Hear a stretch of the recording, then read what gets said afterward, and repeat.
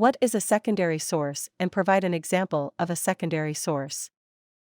A secondary source is a source that has been constructed from other sources of information. It may be created later by someone who did not experience firsthand or participate in the events or conditions. An example of secondary source is a history textbook.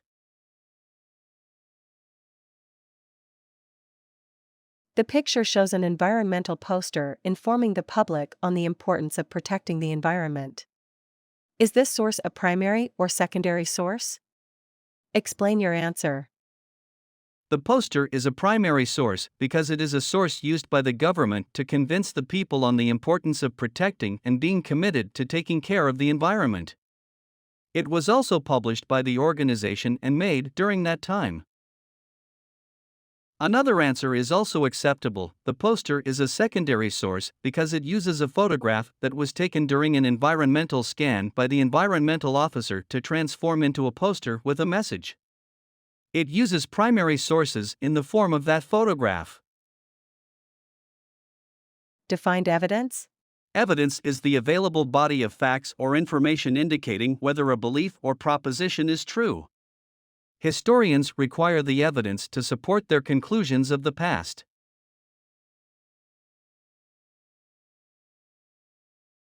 Explain how the background information can help historians make appropriate inferences.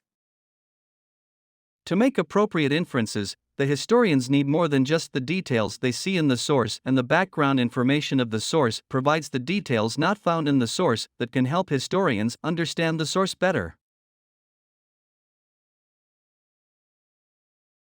Provide the process a historian would take to create knowledge of the past.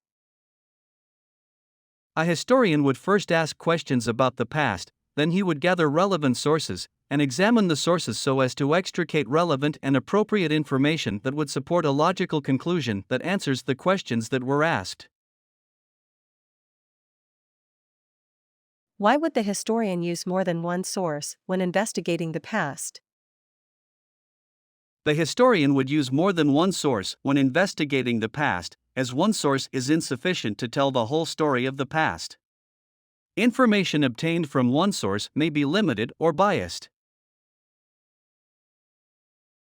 How would historians ensure that their description of the past is factual? Historians ensure that their description of the past is factual by using different kinds of sources and evidence such as oral, written, and pictorial evidence and artifacts. Historians would then corroborate or cross-refer the information gathered for consistency and credibility. What is the Sejarah Melayu, Malay Annals? The Sejarah Melayu is a record about the rulers of the Malacca Sultanate and their descendants. Who changed the name of Temasek to Singapore Singapura, and according to the Sejarah Melayu? Where was he buried? Sang Utama changed the name of Temasek to Singapore. According to the Sejarah Melayu, he was buried on the hill of Singapura, also known as Forbidden Hill or Bukit Larangan. How does archaeological digs contribute to our understanding of Singapore's past? The archaeology digs and finds provide valuable artifacts that provide us with a glimpse of how people in the past lived in Singapore and how Singapore was connected with other countries. Name the overland route that was used during the Han Dynasty in China to travel from China to India. The overland route is known as the Silk Road. What was the impact of the fall of the kingdom of Srivijaya? The fall of the kingdom of Srivijaya created an absence of power over the area near the Sunda Straits, and this resulted in traders shifting their trade activities from the Sunda Straits to the Straits of Malacca. This eventually brought about the rise of Temasek. Provide 2 reasons why ports in the Malay archipelago were popular for maritime traders before the 14th century. The first reason why ports in the Malay archipelago were popular for the maritime traders before the 14th century is they were strategically located along the main China-India maritime trade route. They served as convenient stopover ports for ships to be resupplied with food and water, and for repairs. Another reason is that the ports also served as collection centers for goods produced in Southeast Asia, China, and India.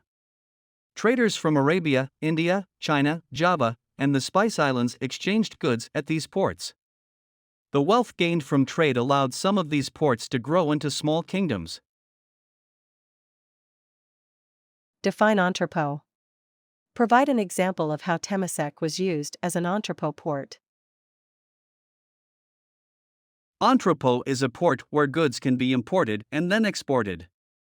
An example of how Temasek was used as an entrepot port is the Chinese traders from China bringing in Chinese silk and porcelain ware to Singapore to exchange for Indian spices and jewels. Other examples are acceptable. Study the map of Southeast Asia as shown below.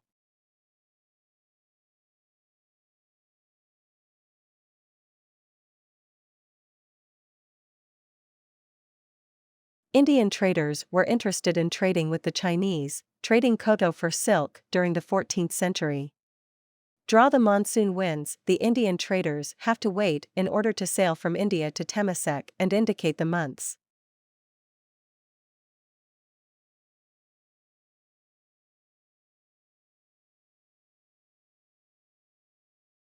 The Anglo-Dutch Treaty of 1824 divided the Malay archipelago into two spheres of influence on the map. Draw the dividing line and label the spheres of influence clearly.